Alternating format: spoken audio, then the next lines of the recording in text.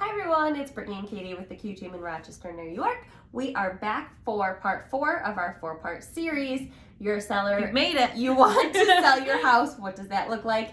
This week we are talking about we've accepted an offer. What happens now? How do I get to the closing table and ensure that my house closes? Right. So step 1, we get signatures for our offer. We accept an offer, we sign everything, make sure that the final price is signed off on by the buyer, and get that contract off to the attorneys. You'll have an attorney and the buyer will have an attorney. The contract will be sent to them to review it and approve it to make sure that everything's all sealed up.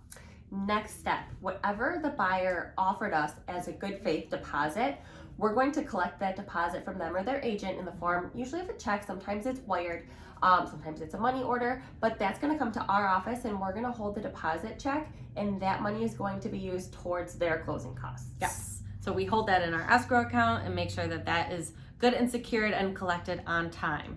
So next step is we're going to coordinate with the buyer and their agent on any, of the contingencies that happen in the contract. So if they had an inspection, we're going to coordinate the inspection with them and make sure that that's all taken care of. If they're getting a mortgage, we're going to coordinate the appraiser to get into your house, and we're going to communicate these time frames and when they're happening with you so that you're fully in the loop the entire time, and anyone that needs to get in your house, you know that they're in there and you're prepared for it. So part of that appraisal process and why that's important is because if they are going for financing, they're going to have to obtain a mortgage commitment. So they're going to apply for their mortgage.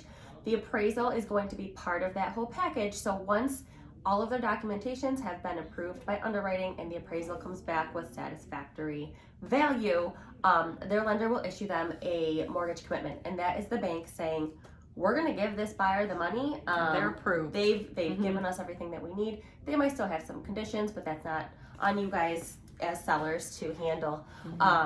But that's the importance of the mortgage commitment. Now, simultaneously, the attorneys are going to be working on your title, your abstract, your deed, Your survey. Yep. All those things. And that is part of what goes on that you don't see. So your attorney's working on that. The buyer's working on applying for their mortgage. So usually this time is kind of quiet. So you've just gone through chaos of showing your house probably to somewhere between 50 and 90 people, I don't know, right? You're reviewing multiple offers, you're accepting one, you're excited, you're getting all the signatures, you're getting it to the attorneys, they're reviewing it with you and they're approving it, and then it's just like... So what we're handling is there is a lot of stuff happening behind the scenes, and our job is to be managing all of that. So we are the person that is the kind of middleman between everyone that has their hands in the pot to make sure that this gets to closing. So there are specific dates that need to be met in the contract. There are specific things that need to be happening on a very structured schedule to make sure that we hit or come close to that target date that's in the contract. So what we are doing is communicating with all these parties to make sure that everyone is doing what they need to do in a timely manner to ensure that all of those dates get hit so that we don't have any delays or issues that come up that we weren't prepared for or didn't see coming. So the attorneys finish up everything on their end. The bank finishes up everything on their end, and they say, okay, parties, I've issued this clear to close for the buyer. We're good to schedule closing. Now what? Right.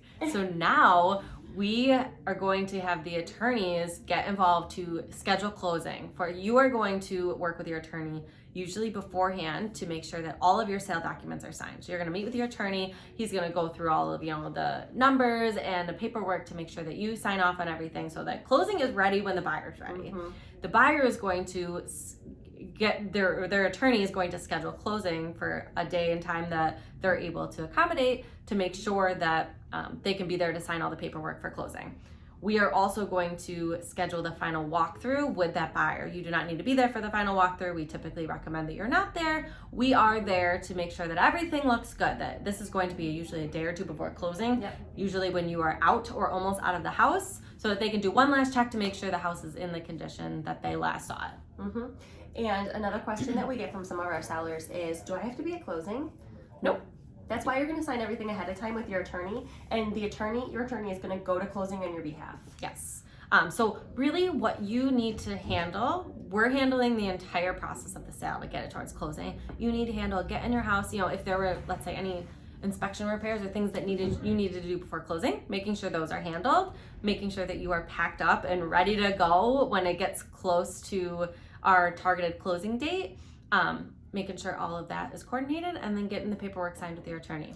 One other very important piece is that if you do have any pets, they do have to move with you. So yes. So we've had that come up where there've been cats that just like are so afraid and like startled that their whole world is shaken. Their owners are packing everything up, and they just hide and they won't come out. So sometimes if you do have a pet that is a little anxiety ridden, just remembering that it's stressful for them also. So just make sure that you have a plan in place to actually be able to collect them and move them with you. Yes. Because not everybody wants your pet.